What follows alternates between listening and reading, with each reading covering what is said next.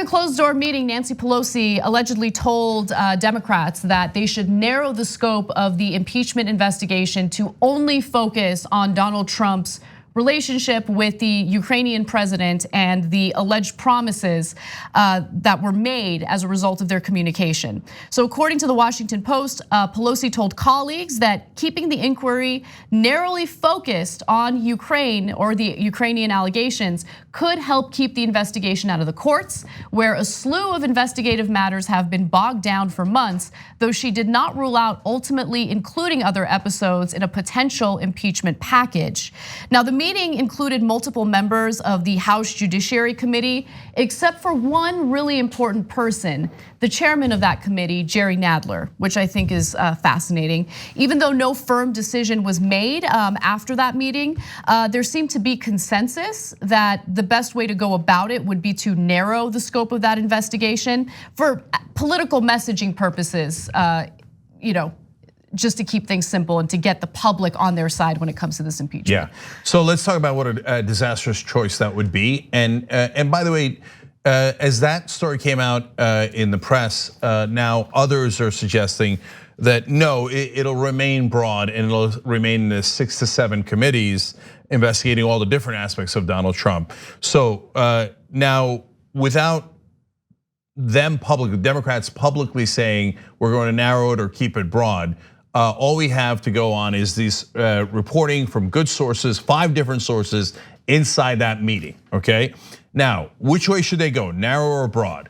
Not close, okay? Why would you, right out of the gate, eliminate all of your other options? And implicitly say that they are illegitimate. If you come out and say, we're only going to investigate Donald Trump on Ukraine, he's gonna say, God, I'm the luckiest guy in the world. He is the luckiest guy in the world. So why would you preemptively eliminate all other investigations, including on issues that you know he has broken the law, his co-conspirators is in prison right now, Michael Cohen is, for campaign finance violations, for the hush money.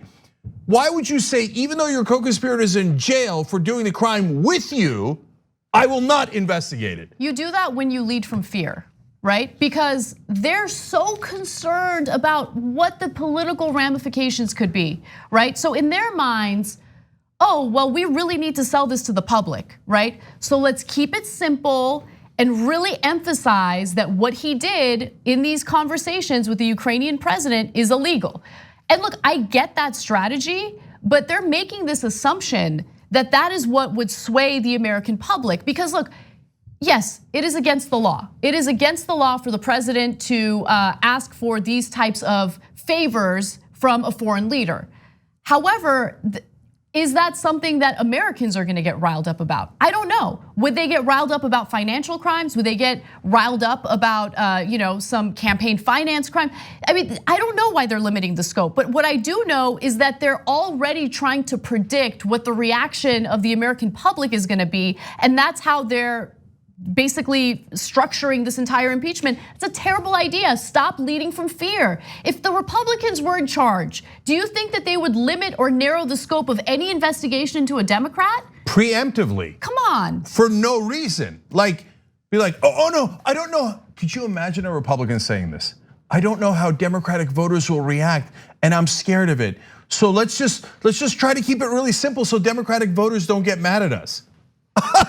A Republican would never say that. But by the way, they're right, because that would be a preposterous thing to think or to say. But constantly with Democratic leaders, but what will Trump voters think? What will Republican voters think? Who gives a damn? Excite your own base, get independence. You're never gonna convince Trump voters. You already have overwhelming evidence. And their incompetence knows no bounds. But guys, this is so bad. I'm worried that it's more than incompetence, because I mean, this crosses a threshold. If you're going into a fight and you have 28 different weapons at your disposal, and I don't mean literally, obviously figuratively, right? Why would you, and the other guy also has plenty of weapons. Why would you say, you know what, I don't want 27 of them. I'm just gonna take like a spoon and go in there with a spoon. Now look, in the case of the Ukraine, it's not a spoon. They got him, he clearly committed the crime. But okay, think about this. What if your only option is one option? What if something unexpected goes wrong? oops, you just eliminated all other options.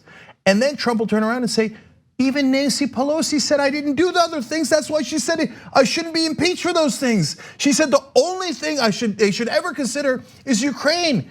By definition, that means she thinks I'm innocent.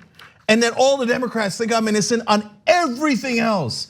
By God, for God's sake, his business ties. How stupid are you? His business ties. His sons have said over and over again, the Russians gave us all of our money. They said, oh, that's because they really like golf. Oh, and they like our golf courses. For Deutsche Bank, he almost certainly needed a co-signer on his loan. No financial institution would give him a loan after 6 bankruptcies.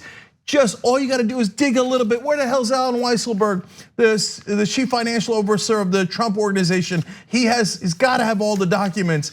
Call him as a witness. What is wrong with you people? So look, at the end of the day, I'm hoping as things stand now, the fight between progressives and Democratic leadership, it looks like we're winning. I don't know. I really don't know. But I don't know either, to be fair and honest. Yeah, look, there's a faction of progressives. I don't even know how progressive they really are because they constantly, in one case after the next, defend Trump when it comes to impeachment. They don't even want impeachment. They don't want to pursue it. They don't want to talk about it. They think it's a waste of time. They think that it's okay to allow this guy to act as though he's above the law over and over again.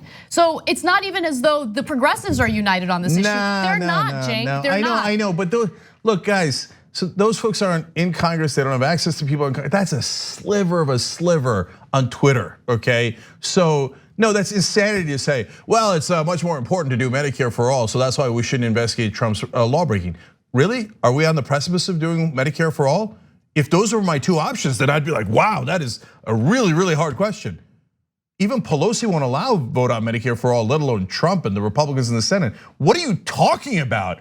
It's like, what, we're about to do policy? We're not doing any policy. So they're on, look, I don't even want to address people that are on a different planet, okay? I don't care if they call themselves on the left. It's not remotely within the scope of understanding here.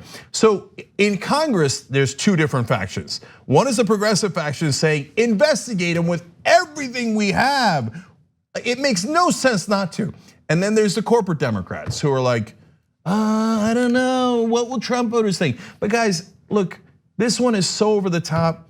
Like it really got me to question, like, do they not want to dig because folks are gonna find out things about Democrats? Yes, I think that's part of it. I mean, obviously that's speculation, but the fact that they have shied away from possible financial crimes as aggressively as they have really makes you wonder, why do they want to limit the scope of this investigation? I mean, this argument that they want to keep it simple is a little ridiculous to me.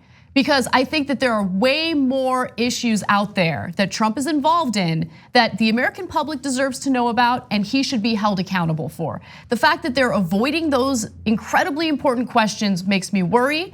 And it also makes me worry that Jerry Nadler, who is the chairman of the House Judiciary Committee, was not included in this closed door meeting with Nancy Pelosi. Now remember, Nadler is the one who had some tension with Pelosi when it came to the question of impeachment. He wanted impeachment, he was pressuring her on impeachment, and she was resisting. She resisted that more than she's ever resisted Donald Trump, let's keep it real.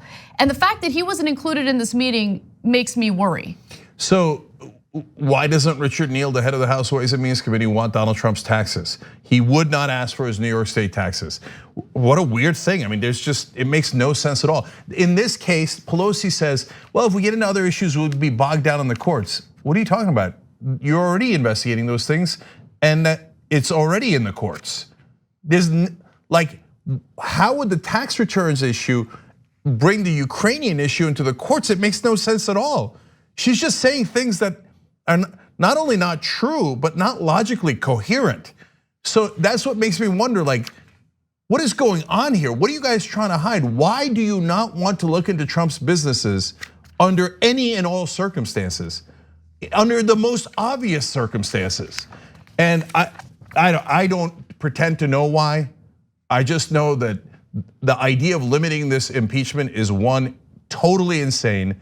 2, the only way you could possibly lose to Donald Trump. I can't believe they're considering it. And 3, it's so obviously wrong that it makes me question their intentions.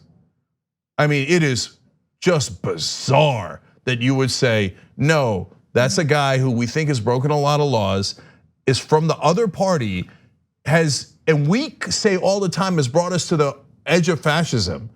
But yet, I am going to unilaterally disarm on every other issue. It's weird, yeah. It's inexplicable. If you're gonna do it, you need to go full force. You can't limit yourself preemptively. You can't go about it, pussyfooting around various issues that I think are super relevant to an impeachment inquiry. Thanks for watching this free clip of the Young Turks. Don't forget to become a TYT member today. For more exclusive content, join now at tyt.com/join.